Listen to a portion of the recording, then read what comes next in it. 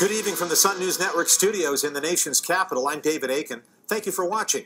We start with Battleground Canada tonight and some big news in Vancouver today. Libby Davies, the deputy leader for the NDP, announced this afternoon that she will not run for re-election in 2015.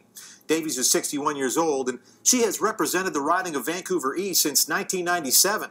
A total, as we count, of 17 years, 6 months, and 12 days. She had this to say at the constituency office in her Vancouver riding this afternoon.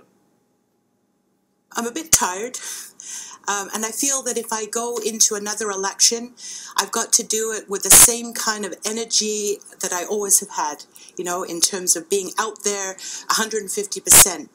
I'm not the kind of person who can take it easy and say, oh, well, maybe it's, you know, it's going to be okay. Now, Davies is the 38th member of the current parliament to announce that they will not seek re-election in 2015, the 7th New Democrat, if you were counting. Vancouver East is one of the strongest of NDP strongholds in the country. It's been NDP, or CCF, remember them? Since 1935, with just 2 breaks. The Liberals held it from 74 to 79, from 93 to 97, and now, with Davies gone, do the Liberals have a better shot at it? Our chief election correspondent, Bryn Weiss, joins us now. Bryn's normally in Vancouver, in Toronto, though, tonight.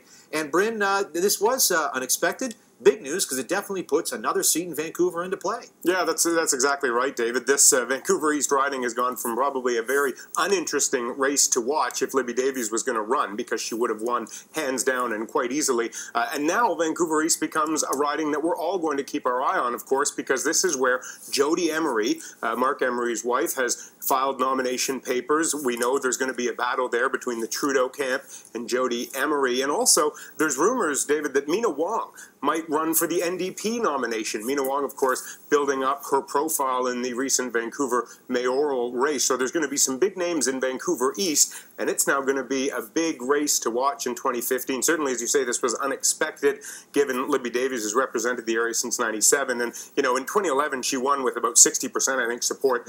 So it was going to be an easy one for her to win. But as we heard from her today, she's tired. She's been doing this for a long time. And she says if she can't give it 110%, she's going to step aside and let someone else do it. Well, and of course, it's not just you have to give 110% or whatever, 150%, I think she said, during the race. You've also got to say, and then I'm going to be around for presumably the life of the parliament that is to come, another 4 years. And as she's 61 now, her birthday is in February, she'll be 62 next year, and then you got 4 years, you're 66. And though there's a lot of older parliamentarians right now, there's some in their early 70s, I guess you do have to be thinking of the whole term. So Vancouver East in play, Vancouver Quadra already held by the federal Liberals, that's Joyce Murray's, Vancouver Centre, that's Hetty Fry. So right now the Liberals just have 2, and they're looking to expand from the downtown.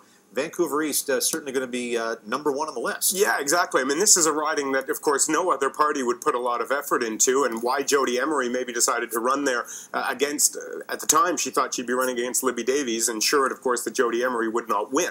Now, this all of a sudden becomes one of those ridings that the Liberals may win in Vancouver. We know that Trudeau has been picking and choosing a lot of important big names to run in those Vancouver ridings. One of the other names we've heard of course, is Joanne Griffiths. That might be Trudeau's pick for the Vancouver East nomination. So we could even have quite a big, important nomination battle for the Liberals in Vancouver East before we get to a very important election battle there between the NDP and the Liberals. So it's a big turn of events, David, and I do think it's going to make Vancouver it adds one more interesting riding to what I think is going to be an interesting part of Canada to watch in 2015, and that's Vancouver and the Lower Mainland of British Columbia. And as we think of the decisions that maybe Liberal HQ has to make about Vancouver East and Jodie Emery in particular, if it was just Jodie Emery, and obviously associated with, she wouldn't like to legalize marijuana, very well-known, married to a very well-known pot activist. Mark Emery has said that he smoked a bong with Trudeau. Trudeau says he never smoked a bong with Mark Emery. If she was in the race, she'd attract a lot of, perhaps, attention the Liberals don't want. So if Liberal HQ, it was just this riding saying we're going to step in here and prevent Emery from running. But the problem is, the federal Liberals, as we all know, we've got riding after riding after riding, some in Vancouver, here in Ottawa, in Toronto, where the heavy hand of the Trudeau team, there's going to be another story for them that they're going to have to turn away. Yeah, that's exactly right, David. You know, one of the storylines here has been the Liberals have been promising open nominations, but we keep talking about ridings where they're not holding open nominations, where they are blocking certain people from running for the nomination. Jodie Emery could well be one of those people that's not allowed or somehow doesn't meet the green light process that the Liberals hold over their candidates, so that they can get a candidate in there that can win, and also, as you say, not generate those negative headlines for Trudeau. You know, perhaps if it was Libby Davies, they might not get involved and they might just let Jodie Emery run and lose. Now that they think they can win it, and people are going to be watching Vancouver East very closely, we may well see the Trudeau team think carefully about picking someone that they're happy to run there that's not going to generate those negative headlines, that they can maybe steal that seat from the NDP. As you mentioned in the intro, they've done it twice before since, I think, 1935. The Liberals have stolen it from the NDP for one term, I think back in the 70s, one term in the 90s. Maybe they can do it again in 2015. Bryn Weiss in Toronto for us tonight. Bryn, thank you so much. You're welcome.